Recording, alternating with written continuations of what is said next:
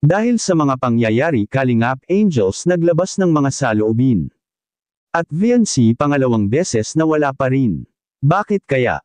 Magandang araw at isang mapagpalang araw po sa inyong lahat mga Kalingap, sanay hindi nyo po makalimutan na mag-like sa video na ito. At paunawa tapusin muna ang kabuuhan ng video na ito mga Kalingap at para malaman ang nilalaman nito. At maraming salamat po mga Kalingap sa pagpatuloy na pagsuporta. At paki-subscribe po mga Kalingap kay Kuya Val Santos Matubang at kay Ate Edna Vlogs at Kalingap Rab, maraming salamat po. Mga Kalingap Angels naglabas ng mga samut-saring saloobin. At VNC pangalawang beses na. Hindi pa rin nakasama, bakit kaya mga Kalingap? Kaabang-abang na mensahe ni Carla ating malalaman mamaya na. Pero bago yun ay pag-usapan muna natin mga Kalingap ang patungkol kay VNC na bakit anya hindi ito nakakasama sa mga outing at bonding ng mga Kalingap Angels.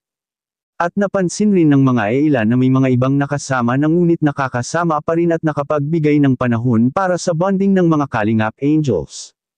Maganda rin kasi sa kanila ang magka-bonding rin mga Kalingap, kaya sinadya ito ni Kalingap Rab ang may outing sila na mangyayari. Naging palaisipan ng mga ka-EDC supporters kung bakit si VNC hindi nakakasama.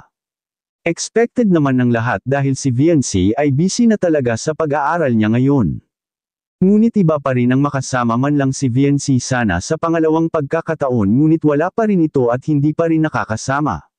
Sayang at nandoon pa sana si Kalingap Edo nakakasama dahil sila nga ang hindi nakasama noong nakaraang outing ng Team Kalingap. Marami na ang na-miss at gustong makita nila si VNC, at kahit sa mga vlogs ni Dr. Love ay wala, hindi pa rin nagpapakita si VNC, at sa kabilang dako naman mga Kalingap, sobrang busy na ba talaga ni VNC ngayon? At ano nga ba ang ginagawa ni VNC ngayon, bakit hindi siya nakakasama? At mga Kalingap Angels apektado na rin at naglabas ng mga saloobin. Ano ito at yan ang ating makikita sa video. Pa rin kahit ano, napawis na. Ano si Beyonce? May practice daw eh. Ay, Dito lang ako. ako na muna ang Beyonce. Ako na muna. Kasi nangingitim ako, hindi namumula. Carlo, kumusta? Ay, grabe, ang ganda. Sayang, hindi nakita ni Beyonce ito. Grabe. Punta na lang kami dalawa. Akala ko makukunap na siya kanina eh.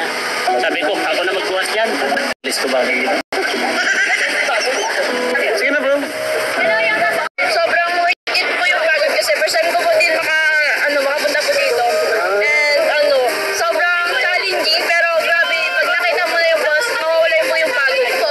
Dahil po sa Kalingap, marami po akong naranasan. Then kami mga Angels po, marami pong naranasan kasi yung mga ganito pong experience, bihira pong mangyari sa buhay po namin kung dahil po kay Kuya Raven sa Kalingap po. Kaya po, nagpapasalamat po sa Team Kalingap po kasi may mga bagay po na ganito, na may kung saan po nagka-travel, and yung Kuya Rob, kasi yung po ang Kuya Rob kasi nakasama ko na naman po sila sa team, nagtatagal po na panahon.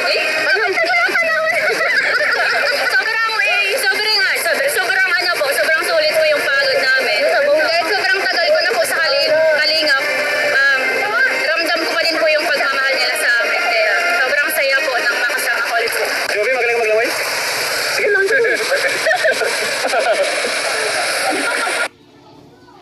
Nakilala niyo po ako syempre, then yung mga tulong po na binibigay niyo sa akin, sobrang thank you po. Tapos, syempre special po yun yung nakakasama po ako sa mga travel, yun.